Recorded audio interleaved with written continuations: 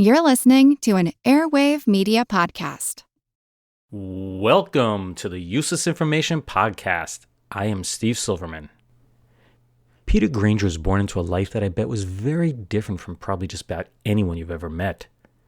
He grew up in a thatch roof, one-room cabin located in a remote mountain location in northern New Mexico. His mother, who he could hardly recall, died when he was just 5 years of age. That left his father, a prospector, as his sole caregiver for the young boy. Now, Dad, with the help of another prospector, did what he could to provide his son with the best education possible in a world with such limited resources. Over the years, his dad somehow amassed a library of about 200 math, geography, spelling, and general school books, and from early on it was clear that Peter had a thirst for knowledge, and he feverishly learned all that he could from these texts. The first contact that Peter had with the outside world was at the age of 17, when the two men traveled for 4 or 5 days to the small town of Beaverhead. While in town, he encountered a woman for only the second time in his life. He had not seen a woman since his mother passed away 12 years earlier. Then, at the age of 26, the worst thing that could possibly happen to Peter did occur. His father died in May of 1951. After burying him, Peter realized he was alone and that it was time to get off of the mountain. So he packed his mule with food, 2 guns, and other goods, and he began his descent down into the real world. His destination was, get this, the U.S. Army. He had read about the Army in his books, and he concluded that his best option for a future would be to enlist. Sadly, his mule died along the way, and Peter had to continue on foot. He saw a car coming down the road, and he somehow mustered up enough courage to flag it down. And that's when 2 men stopped and offered to take him to the recruiting station in San Antonio, Texas. Now, this was a momentous event for Peter. While he had seen cars from the top of the mountain, he had never rode in one before. Along the way, the 2 men provided Peter with the first store-bought clothing he had ever owned. That included a pair of shoes, pants, and a flannel shirt. They then treated him to a haircut and a shave. After dropping him off at the recruiting station, Peter learned a few new things about the U.S. military. First, there was a process known as selective service, the draft, and he had never heard about that before. Second, the Army recruiters refused to believe his story, but Peter stuck to it. He never changed a single detail. But let's face it, the Army probably didn't have a lot of volunteers at this time. In 1951, the Second World War was still fresh in people's memory, and now the U.S. was involved in the Korean conflict. They really had nothing to lose by allowing him to join up. So they administered the Armed Forces qualification test, and Peter scored a whopping 93. The newspapers of the day claimed that the average high school graduate scored a 35 on the test, and one only needed a 10 to gain entrance. Peter Granger, welcome to the United States Army. In early November, they shipped him off from Fort Sam Houston in Texas to the Aberdeen Proving Grounds in Maryland. Peter, along with 13 other men who had made the journey with him, was checked in at 12:20 p.m. on November 12th. But shortly after that, Peter told some of the soldiers that he wanted to go for a walk to see what the town had to offer. And that was the last that the U.S. Army ever saw of Peter Granger.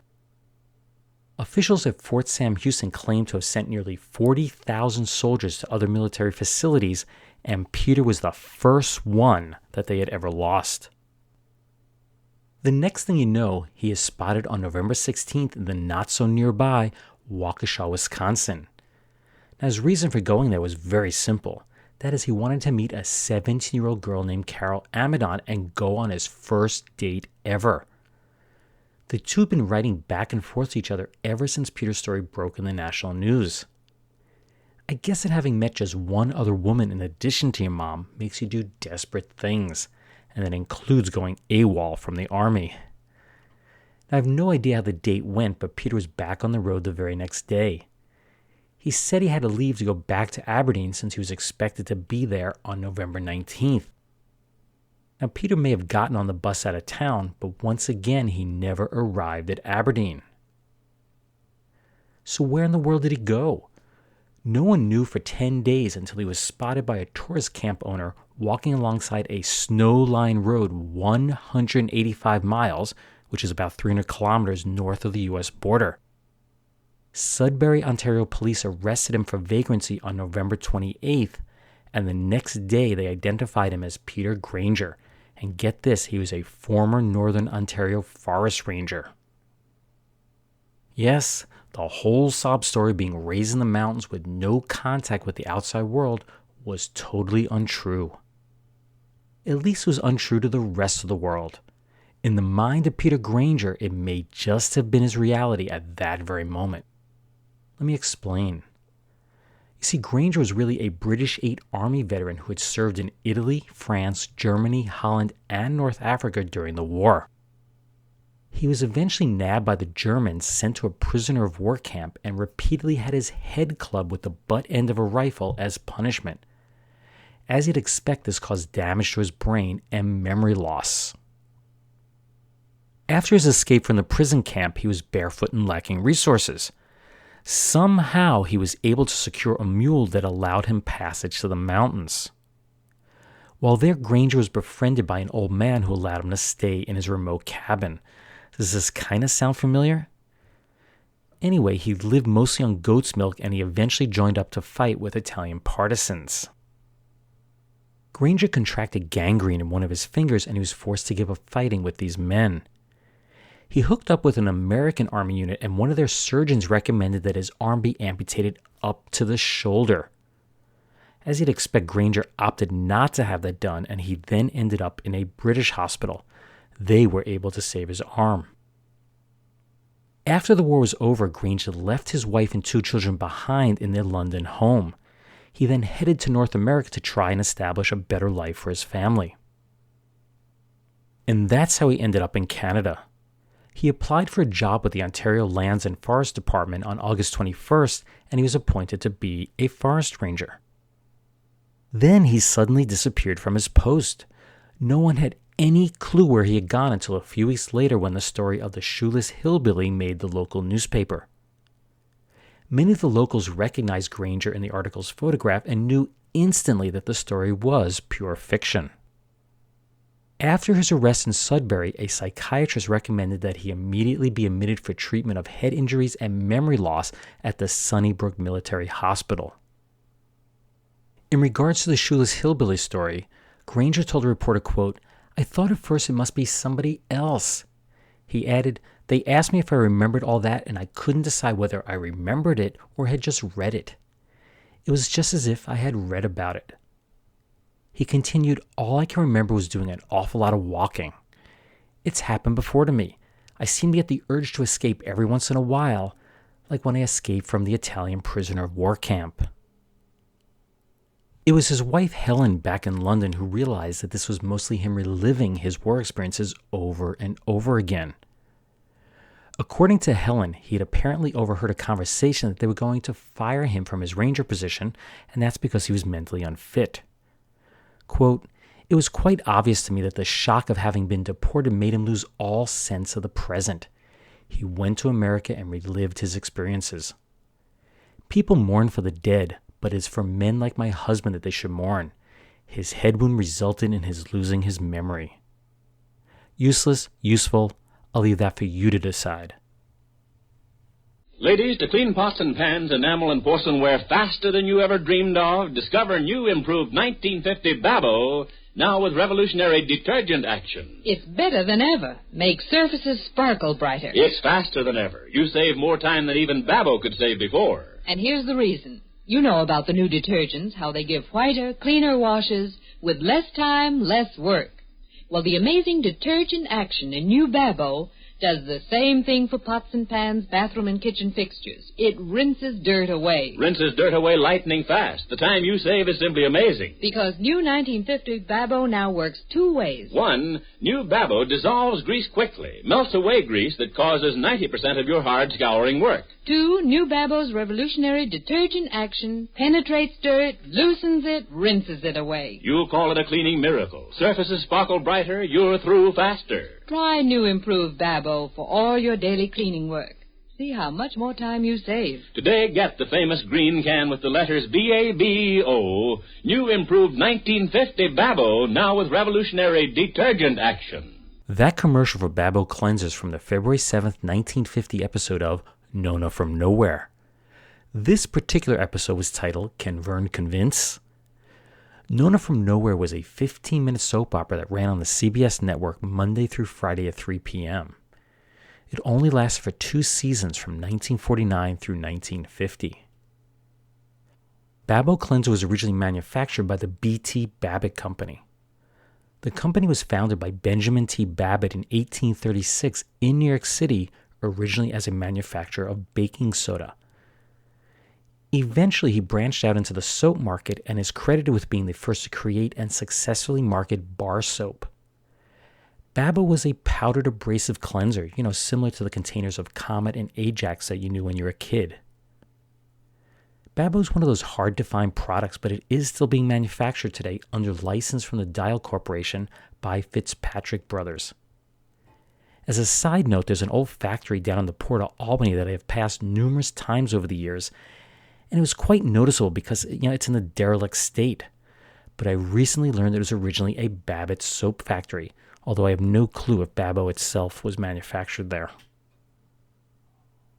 In other news, the papers reported on January 4th of 1935 that 56-year-old Summit, Tennessee resident James Beeson had died. Now, there's certainly nothing unusual about a death being reported in the newspaper on any given day, but how Beeson died was. It all started when he was stabbed by a woman. An ambulance picked Beeson up to take him to the hospital in Chattanooga, but along the way the ambulance crashed into a car, so another ambulance was sent to pick him up. It never arrived because it caught on fire, so a third ambulance was dispatched and successfully delivered Beeson to the hospital. Medical staff were able to stop the bleeding, they patched him up, and they discharged Beeson from the hospital. As he began the 6-mile or 9.5-kilometer walk back to his home, he was struck and killed by an automobile. When 28-year-old Manuel Ramirez was laid off from his job as a laborer in the Chicago stockyards, he decided it was time to move back to his mother's house in Laredo, Texas. Lacking the necessary funds to make the trip, he instead jumped aboard a boxcar that he thought was headed south. Oh, how wrong he was. Instead, after 5 days of travel, the train arrived in Philadelphia on June 14th of 1955 with Ramirez locked inside. When workers unlocked the boxcar's door, they discovered what appeared to be the lifeless, nearly frozen body of Ramirez. It turns out he had boarded a refrigerated boxcar that was loaded with sheep hides. Amazingly, doctors found he was only suffering from malnutrition and dehydration. He was expected to make a full recovery. And lastly, we have a story for those that buy into the whole NASA conspiracy. That no one's ever stepped foot on the moon. Well, here is some more fuel to add to that fire. It was reported on August 6 of 1971 that the color video camera left behind by astronauts David Scott and James Irwin during the Apollo 15 mission worked great as it transmitted their liftoff from Earth's only natural satellite. But then it was NASA's turn to remotely operate the camera. It failed almost immediately. Astronaut Joe Allen, who was not aboard Apollo 15, commented, "It was almost as if someone had turned it off." Possibly so. You see, there were some space writers who claimed that they saw something moving just before the camera died. One author attributed it to the shadow of the flag left behind that was fluttering in the breeze, but then he quickly realized that couldn't be true. As we all know, the moon lacks an atmosphere, so of course there are no breezes there. So maybe the doubters are correct. Could this have been faked and filmed on Earth? Well, that brings episode 71 of the Useless Information Podcast to a close. You can find additional true stories just like the one you've heard on my website, uselessinformation.org. That's uselessinformation.org. And in the 2 books written by me, Steve Silverman. They are Einstein's Refrigerator and Lindbergh's Artificial Heart. Be sure to subscribe to the podcast so you can receive automatic updates when a new episode is released. You can do it for free through iTunes or just about any other podcast indexing service. Like the show on Facebook by doing a quick search for the Useless Information Podcast. I know that I've mentioned my invention, the expandable universe, on and off over the past few years, but a shortage of both time and particularly money have never allowed it to progress to the final product. I'm hoping that'll change shortly since I just finished editing a video for Kickstarter and I hope to launch the campaign shortly. For those of you who have never seen me before, it'll give you an opportunity to see what I'm really like. Now, don't feel obligated to contribute to the campaign, but anything anyone can do to tell others, to spread the word, to friends, neighbors, newspapers, whatever, that would be greatly appreciated. I'll let you know shortly when that goes live. Anyway, thanks for listening, and I hope you'll tune in the next time. Bye.